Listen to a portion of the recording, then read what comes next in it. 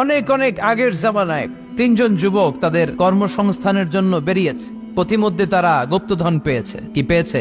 4টা স্বর্ণের টুকরা পেয়ে তো মহা খুশি, আমরা বেঁচে গেলাম, আমরা ধনী হয়ে গেলাম, আর জীবনে আমাদের দুঃখ নাই, কষ্ট নাই। এবার মানুষ 3জন, স্বর্ণের টুকরা 4টা, একটু ঝামেলা হয়ে গেল না?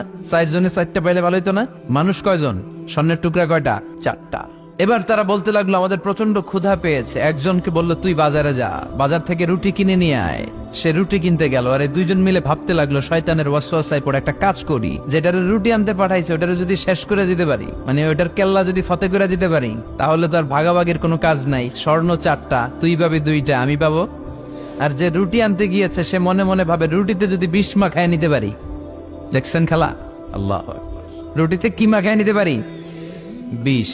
তাহলে এই 2টারে বিষ মাখানো রুটি খাওয়াই দিলাম, 4টাই আমার আর ধরে কে?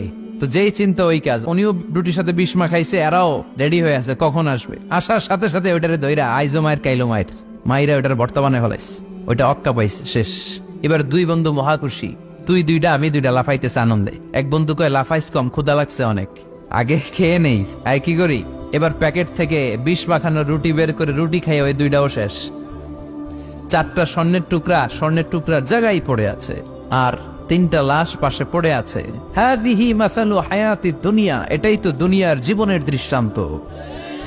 বাড়ির জায়গায় বাড়ি পড়ে থাকবে, ক্ষমতার মসনদের 4টা জায়গায় পড়ে থাকবে, মানুষগুলো থাকবে না, ঠিক কিনা? আপনি খেয়াল করে দেখেন, আপনারা যদি কেউ জিজ্ঞেস করে ভাই এই বাংলো বাড়িটা কার, আপনি খুব গর্ববোধ করে বলেন যে এটা আমার বাড়ি, বলেন না? একটু খেয়াল করেন, আপনার বাবা যখন এই বাড়িতে থাকতো, কেউ যখন জিজ্ঞেস করতো বাড়িটা কার, আপনার বাবাও বলতো এটা আমার বাড়ি। আপনার দাদাও খুব পরিচয় দিত, এটা আমার বাড়ি, এই বাড়ি কার? আমার। আপনার দাদার দাদার দাদাও বলতো এটা আমার বাড়ি।